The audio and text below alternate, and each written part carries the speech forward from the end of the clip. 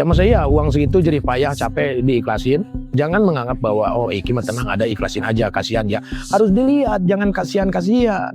Lina Jubaidah meninggalkan sejumlah aset bernilai miliaran rupiah, mulai dari kos-kosan 32 kamar, rumah, tanah, ruko, hingga aset lainnya. Persoalan semakin panas karena Teddy Pardiana terus memperjuangkan haknya sebagai ahli waris Lina.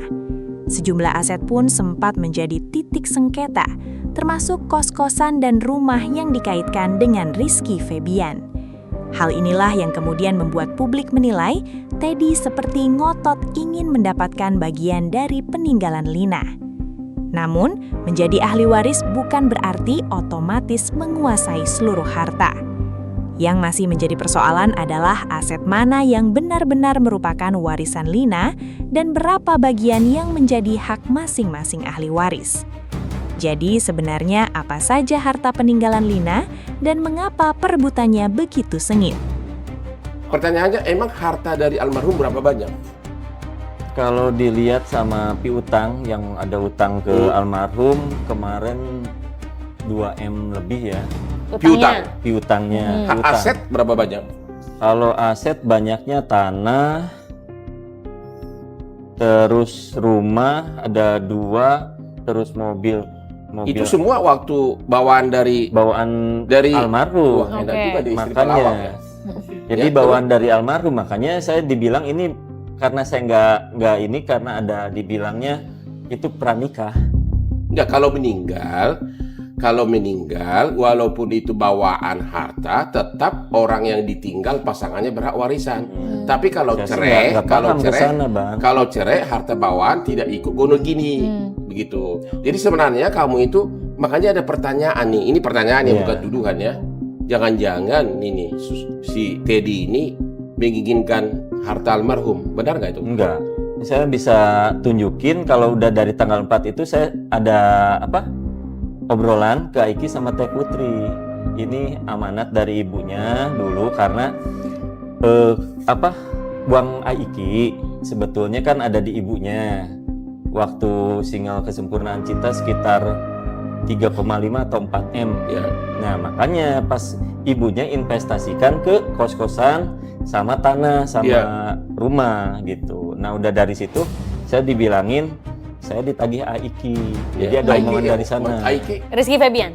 Oh, Aiki itu yang Rizky Febian, anak dari Sule. Ya, makanya dari omongan almarhumah istri saya itu bilang ini makanya nanti kalau saya meninggal biar Aiki nggak nagih lagi, ini kasihin kosan.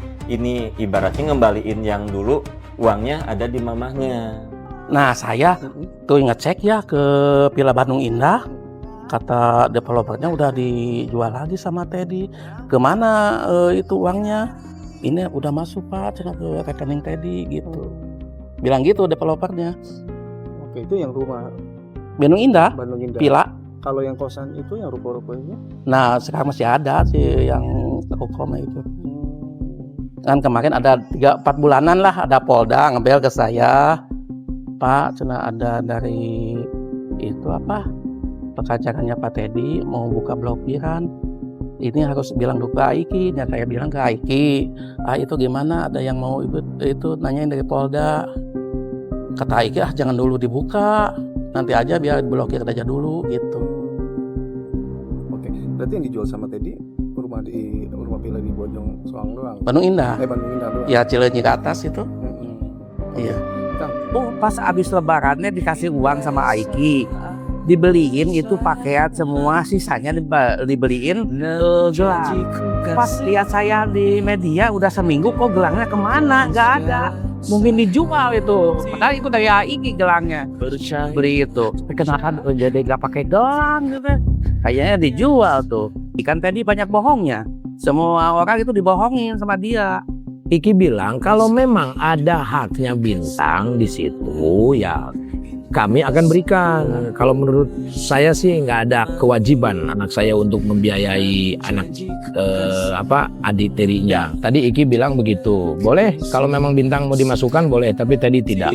Saya sarankan kepada anak saya untuk tidak dikasih.